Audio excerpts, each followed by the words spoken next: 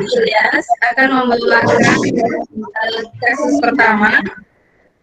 Saya sebagai coach dan yang sebagai coach saya adalah Ibu Selvi Suhesti dan yang sebagai pengamat saya adalah Ibu Rusmi Lawani.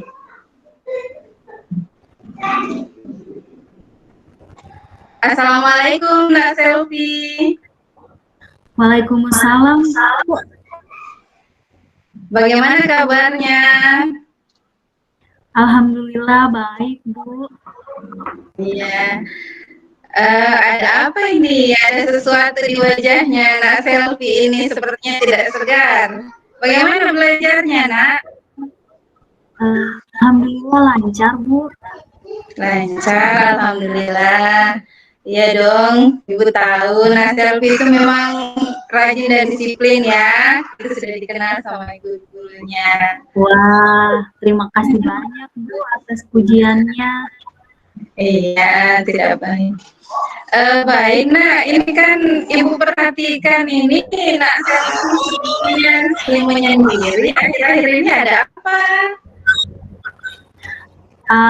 Ibu bisa saja, tapi memang akhir-akhir ini saya ada masalah.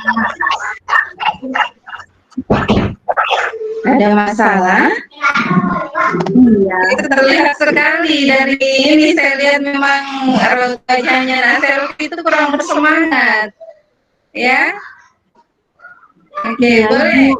Ya, silakan. Kenapa, Nak? Saya sering merasa dicuekin sama teman-teman saya, Bu, di kelas. Iya. Jadi kalau misalnya ini Nak Selvi mau berbagi cerita sama Ibu, ya paling tidak mungkin Ibu bisa kasih arahan sedikit, ya. Oh, terima kasih banyak ya, Bu. Tapi apakah ini tidak mengganggu Ibu? Iya. Kalau begitu supaya kita nyaman, Nak Selvi juga lebih enjoy ngobrolnya sama Ibu. Coba mari kita duduk di bawah pohon biar lebih santai begitu ya. Oke, Bu, baik. Iya. Ayo, sini Nak, duduk dekatnya Ibu. Ya, Bu, terima kasih, Bu. Nah, tadi kan Nak Selvi mengatakan memang lagi punya masalah. Ya. Bagaimana kalau Ibu berikan coaching? Apa? Coaching, Bu? Iya. Apa itu coaching, Bu? Oke, sebelum pernah mendengar sebelumnya ya tentang coaching? Belum, Bu. Bisa dijelaskan apa itu coaching? Iya, baik. Nah, jadi coaching itu mungkin kalau secara umum sih orang masih kadang bingung apa sih itu coaching, apalagi kayak seperti istilah yang tidak familiar kan di lingkungan kita. Ya, nah coaching itu sebenarnya kegiatan percakapan seperti yang misalnya Ibu ini dengan Selvi sekarang lagi berdua. Kita mau melakukan percakapan, kemudian Nak Selvi kan merasa bahwa Nak Selvi ini ada masalah dan mau berbagi kepada Ibu. Jadi nanti Ibu usahakan Ibu bisa memberikan arahan mungkin kepada Nak Selvi. Nah, nantinya Nak Selvi bisa temukan solusi dari apa yang sebenarnya Nak Selvi hadapi sekarang ini. Karena Ibu yakin Nak Selvi itu anaknya pasti bisa ya menyelesaikan masalah. Oh, ya. Kalau begitu saya mau, Bu. Iya, baik. Karena Nak Selvi sudah paham apa yang dimaksudkan dengan coaching itu. Nah, kira-kira apa yang Nak Selvi inginkan dari hasil coaching kita ini, dari hasil pertemuan kita pada hari ini, kita berdua ini? Mudah-mudahan saya bisa menyelesaikan masalah saya, Bu. Kemudian saya ingin belajar dengan semangat lagi, Ibu. Oh, ya baiklah. Nah, kalau begitu bisa bisa Nak Selvi ceritakan dengan detail apa sebenarnya masalah yang membuat Nak Selvi ini sampai kurang bersemangat begitu, sampai sering menyendiri, ada apa? Begini Bu, kalau di kelas saya sering merasa sendiri karena teman-teman saya tidak ada yang mau berteman dengan saya Bu. Tidak mau berteman, maksudnya bagaimana Nak? Iya Bu, tidak ada yang mau berteman dengan saya. Mungkin karena kalau mengerjakan tugas, saya lebih sering sendiri mengerjakan tugas Bu, dibanding bergabung dengan teman-teman saya. Oh begitu. Nah, bagaimana kalau misalnya gurunya membentuk kelompok? Nah, kan umumnya guru seperti itu ya, misalnya salah satunya ibu suka berikan membagi kelompok. Bagaimana? Iya Bu, kalau teman-teman, kalau guru memberikan kelompok, pekerjaan kelompok, saya bergabung dengan teman-teman Bu. Hanya saja saya kesulitan untuk menerima saran dari teman, kemudian saya juga kurang konsentrasi Bu jika bekerja sama dengan teman-teman, seperti itu Bu. Iya, baik. Kalau gitu misalnya, nah kalau seperti itu, Ibu mau tanya, ini menurut Nak Selvi ini ya, apakah mengerjakan tugas sendiri itu lebih baik dari bekerja kelompok? Nah, kemudian sebenarnya Bu, ya. Sebenarnya Bu, kalau bekerja kelompok itu bagus karena kita bisa bekerja sama dengan teman-teman, kemudian kita saling berbagi untuk mengerjakan tugasnya. Hanya saja kesulitan saya Bu, kalau bergabung dan bekerja sama dengan teman-teman, saya kurang konsentrasi. Jadi kira-kira yang sebenarnya hambatan utamanya Nak Selvi itu kalau berada di antara teman kelompoknya itu apa sebenarnya? Saya kurang bisa konsentrasi di saat bersama dengan teman-teman, Bu. Saya lebih suka belajar sendiri karena kalau belajar sendiri pelajarannya lebih masuk, gitu Bu. Begitu ya. Ya, ini kan yang namanya kerja kelompok, kerja tim. Kan tentu ada penilaian dari gurunya kan. Nah, menurut Nak Selvi sendiri, sebenarnya apa yang paling penting dari sebuah kelompok atau sebuah tim? Tentu kerjasama dan kekompakan, Bu. Ya, berarti kalau begitu, Nak Selvi kerja sendiri, bagaimana kira-kira caranya Nak Selvi supaya bisa terjadi kerjasama, kemudian ada bisa terjadi kekompakan dengan teman-temannya? Itulah yang jadi masalah Bu, karena kalau saya tidak, kalau bekerja sama dengan teman-teman jadinya tidak kompak. Jadi itu yang menyebabkan teman-teman saya kadang ada yang tidak ingin berteman dan bekerja sama dengan saya Bu, karena saya kan sukanya kerja sendiri, jadinya tidak kompak Bu. Baik, berarti Selvi ini memang merasa terbebani sekali ya dengan problem seperti ini. Iya Bu. Iya. Nah, kalau gitu Ibu punya saran, coba sekarang Nak Selvi merenungkan, misalnya mengingat-ingat kembali dalam dirinya. Kira-kira Nak Selvi ini sebenarnya kelebihannya apa? Tentu kan pasti punya kelebihan karena tidak mungkin gurunya memberikan jempol untuk Nak Selvi kalau Nak Selvi ini tidak punya kelebihan apa-apa, ya? Iya Bu, kalau saya orangnya disiplin dalam mengerjakan tugas Bu. Saya sangat disiplin mengerjakan tugas. Ya. Dan selalu mengerjakan tugas tepat waktu Ibu. Nah, itu satu kelebihan yang bagus sekali itu, nah, yang namanya kedisiplinan ya. Masih ada lagi mungkin kelebihan yang Nak Selvi miliki. Kalau saya Bu, saya mudah menjelaskan pelajaran yang saya terima. Saya bisa menjelaskan pelajaran yang saya terima. Ya. Wah, luar biasa. Ibu senang sekali mendengar Nak Selvi memahami dirinya sendiri, apa kelebihan yang Nak Selvi miliki. Nah, sekarang mungkin saja kan dari kelebihan yang Nak Selvi miliki ini, nantinya bisa berkolaborasi atau bekerja sama dengan temannya di dalam kelompok. Nah, kalau misalnya seperti itu, menurut Nak Selvi, apa solusinya yang bisa Nak Selvi lakukan supaya bisa bekerja sama dengan teman kelompoknya? Iya Bu, mungkin saja dengan kelompok dengan kelebihan saya tadi, saya bisa menjelaskan materi kepada teman-teman sehingga akan terjalin kerjasama dengan teman-teman Bu.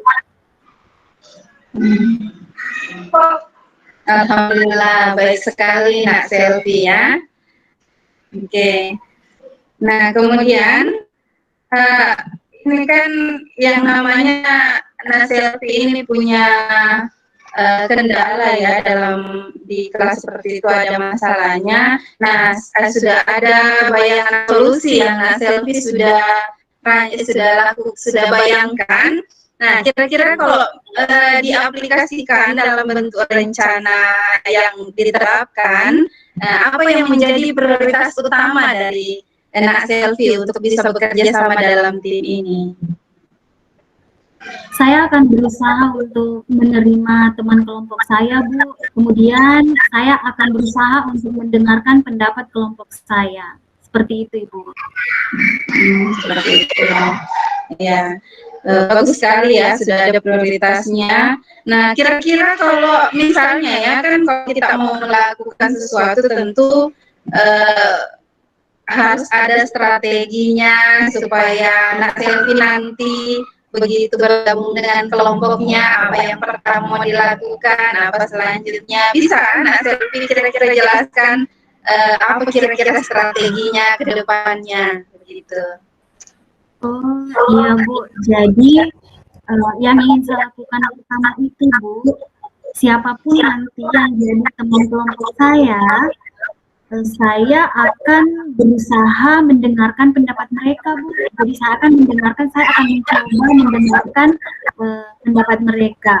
Kemudian kami akan bersama-sama menyusun jadwal pertemuan dan membuat kesepakatan agar selalu disiplin. Kemudian untuk kerja kelompok, saya akan menjelaskan materi yang saya pahami Bu kepada teman-teman. Jadi saya akan berusaha menyampaikan materi yang saya pahami ke teman-teman. Kemudian masalah konsentrasi saya akan berusaha menjelaskan ke teman-teman bahwa saya orangnya tipikal yang tidak bisa berkonsentrasi belajar kalau banyak orang Bu, maksudnya kalau ribut seperti itu. Jadi mungkin dengan begitu teman-teman saya bisa berdiskusi atau berbicara secara bergantian Ibu. Ya. Bagus sekali ya. Saya pikir ini sudah Nanda Selvi ini sudah punya strategi seperti itu, berarti Ibu tidak khawatir lagi kalau begitu ya. Sudah punya strateginya. Nah, sekarang kira-kira bagaimana ukuran suksesnya rancangan tadi yang Nak Selvi sudah sampaikan? Ya, sudah sampaikan. Bagaimana kira-kira Nanda Selvi ini merasa bahwa saya sudah berhasil ini, begitu maksudnya. Mungkin saya akan merasa sukses Bu kalau misalnya teman-teman saya sudah bisa menerima keadaan saya, kemudian saya juga sudah bisa menerima keadaan teman-teman saya. Seperti itu. Baik sekali. Nah, tadi Nak Selvi kan sempat mengatakan salah satu hambatannya itu kalau ada temannya yang kurang disiplin ya, karena Nak Selvi ini kan orangnya disiplin. Oke, nah bagaimana kalau misalnya masih ada di antara teman kelompoknya ini yang suka melanggar apa sih perjanjian waktu, artinya kurang disiplin lah begitu. Bagaimana antisipasinya begitu, Nak?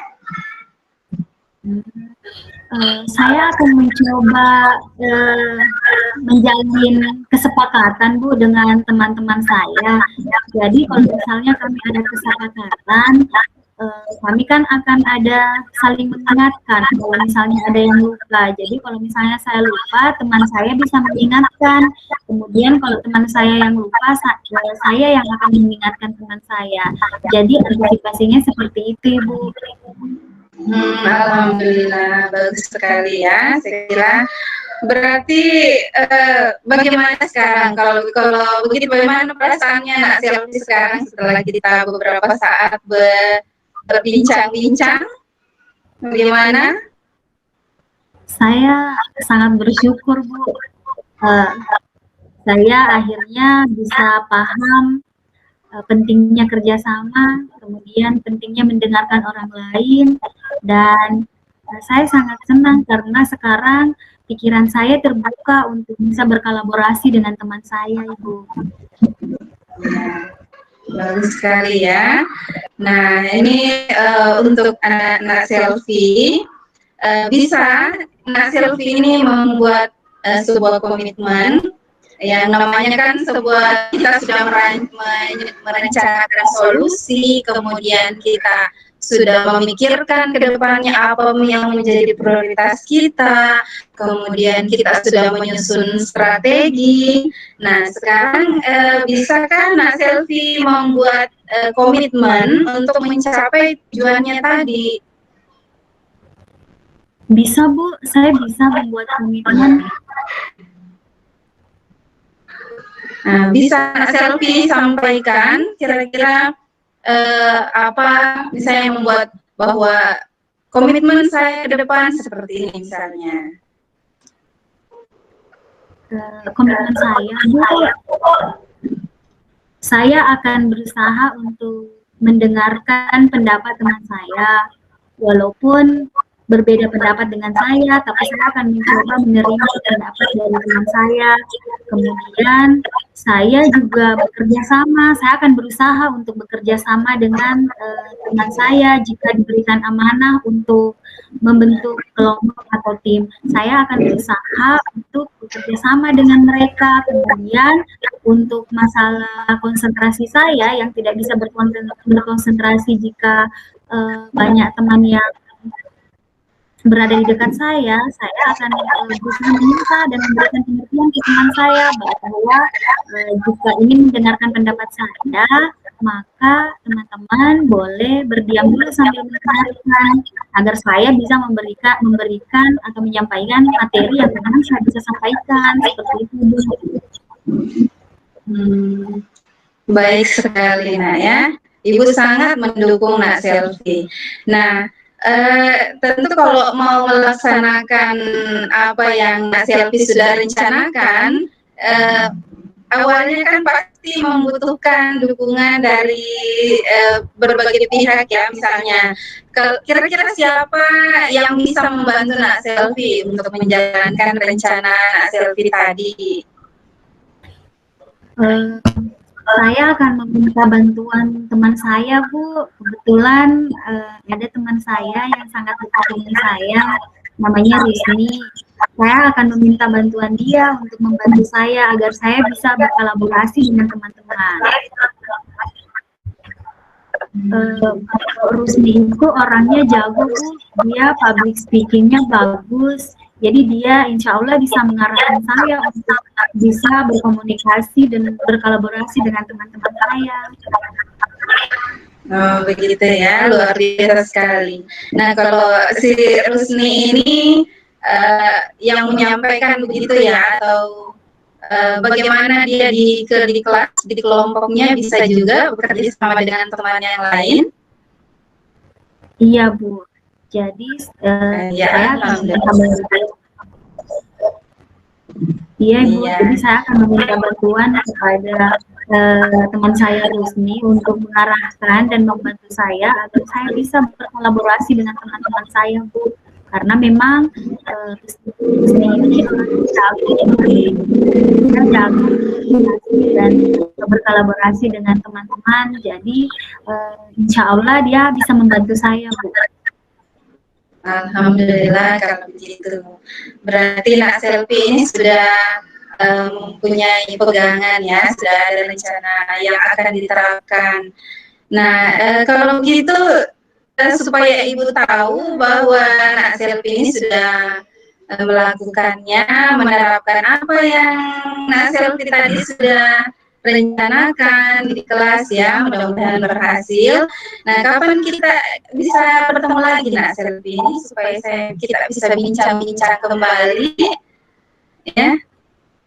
Insya Allah saya akan laporkan hasilnya ini minggu depan ya Bu. Kebetulan minggu depan itu ada tugas proyek kimia. Jadi dari situ saya akan melaporkan apakah saya sudah bisa berkolaborasi dengan teman-teman saya Bu atau belum. Baik ya, baik sekali. Alhamdulillah. Jadi saya pikir sudah jelas ya, Nak Selvi bagaimana perasaannya sekarang? Senang Bu, saya merasa sekarang itu lebih lega karena saya sudah bisa menemukan solusi dari permasalahan saya. Semoga saya bisa mengaplikasikannya ya Bu. Iya, amin. Alhamdulillah. Jadi nanti Ibu tunggu kabar dari Nak Selvi ya. Semoga Nak Selvi dalam mengaplikasikan tujuannya tadi sudah bisa dan semoga tercapai apa yang Nak Selvi inginkan, apa yang Nak Selvi harapkan. Baik, Assalamualaikum Nak Selvi. Waalaikumsalam. Terima kasih banyak.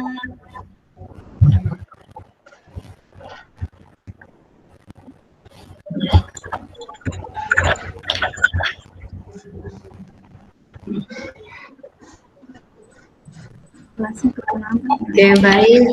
Assalamualaikum warahmatullahi wabarakatuh. Waalaikumsalam warahmatullahi wabarakatuh.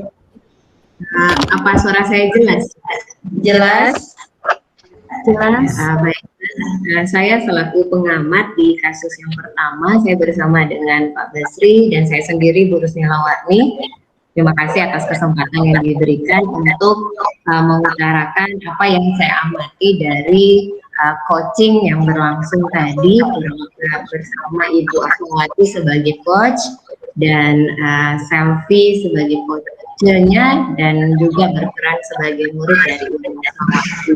Seperti kita tahu bahwa kasusnya si coachnya atau Selvi ini adalah dia selalu memiliki alasan seperti tidak cocok dengan temannya atau dengan alasan lain, tidak mau bekerja secara kelompok. Dia selalu mengerjakan tugasnya secara sendiri, tapi hasil yang dikumpulkan secara mandiri itu juga selalu bagus. Nah, sesuai dengan alur Tirta, model Tirta yaitu tujuan, identifikasi, rencana aksi, dan tanggung jawab. Alhamdulillah secara keseluruhan alur selama coaching ini keempat langkah ini sudah tergambarkan dengan baik. Nah, jadi selamat Ibu Asmawati telah melakukan coaching dengan baik dan Ibu Selvi. Jadi di langkah pertama yaitu di Tirta ini, yaitu ini itu adalah tujuan, di mana pada tujuan tadi kita akan mengarahkan si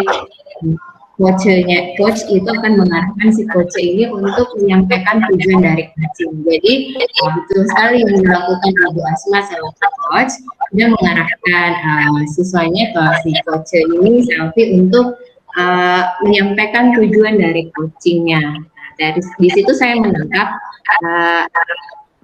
ada hal yang menarik, karena ini mungkin hal yang baru bagi si siswa. Jadi Ibu Asma ini menjelaskan apa itu coaching. Nah, sehingga Ibu Selvi paham, si siswa ini paham dengan apa itu coaching, sehingga dia tertarik untuk melakukan coaching dengan senang hati.